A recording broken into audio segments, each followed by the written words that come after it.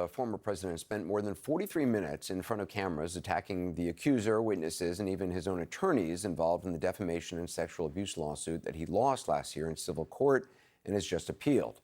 The civil suit, as you probably know, was brought by author E. Jean Carroll. The jury awarded her $5 million. Now, among those he attacked on Friday was a woman named Jessica Leeds, a witness in Carroll's suit who has accused Trump of groping her on a flight in the 1970s. Trump on Friday once again denied the accusation and said this. Frankly, I know you're going to say it's a terrible thing to say, but it couldn't have happened. It didn't happen. And she would not have been the chosen one. She would not have been the chosen one. Today, Jessica Leeds responded in her own appearance outside Trump Tower. I'm here today to tell my story yet again because I believe it's important to remind the voters of Trump's disrespect of women. He assaulted me 50 years ago and continues to attack me today. And Jessica Leeds joins me now. Thanks for being with us. Obviously, this is not the first time that Trump has denied the accusations, insulted you along the way. Were you surprised that he brought this up again less, than a few months before the election?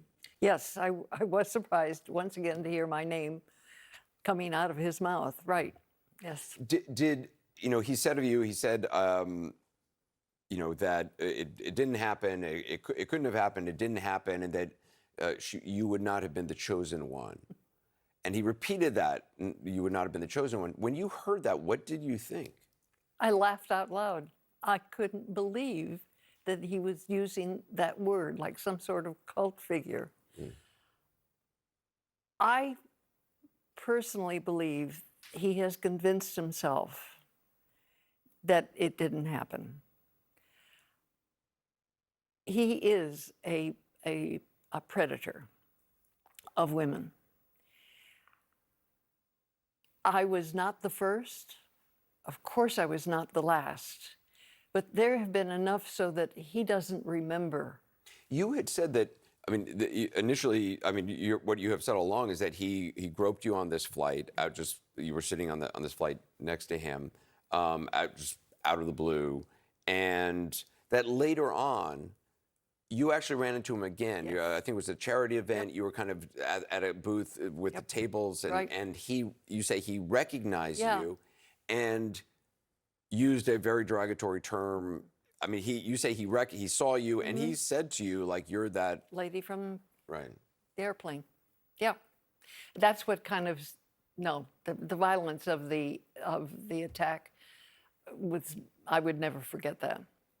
But that was quite a experience because it was in the middle of a gathering of people all dressed up, tuxedos, lovely ball gowns. There were the designers. It was like a charity event. It was a charity event. Bobby Shore was playing. It was a New York scene.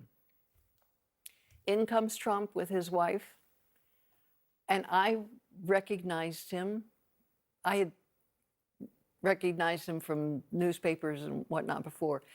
And I'm thinking, oh, you jerk. And I remember putting his ticket number out towards him. And he looked me straight in the eye and he says, I remember you. Now he doesn't remember. That was, 50 years ago.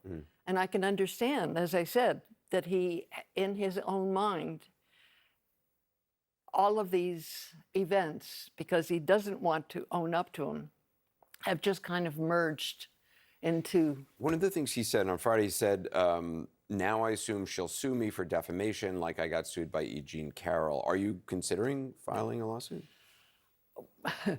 The technical term is we're leaving all of our options open. But no, my goal when I was asked to testify at E. Jean's trial was to establish that this is his behavior, longstanding. And have nothing to gain from it. So He didn't attend that trial. He wasn't No, there when you no, testified. Do you think that was a mistake?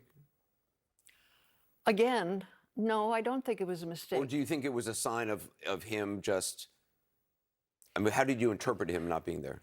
Well, he's got problems in terms of he likes to be known as a ladies' man. He likes to have attractive women around him.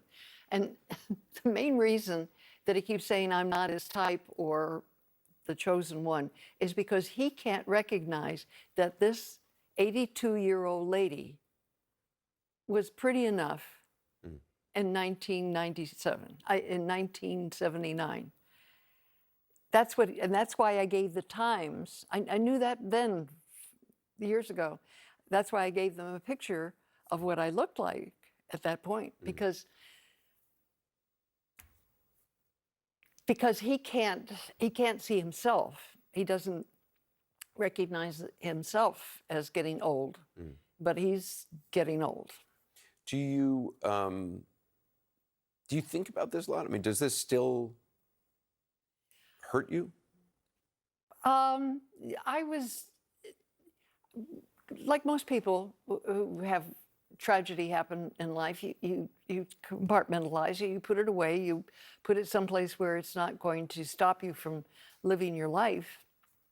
I really didn't think much about it until 2015, when I realized he seriously was running for president. So I literally started telling everybody who would listen to me, the people at work, the kids at work, my neighbors, my family, my poor son. It was whoever would listen to me. And then when it got to the actual campaign and Trump had the debate, it so infuriated me. It just made me so angry that that's when I wrote the letter.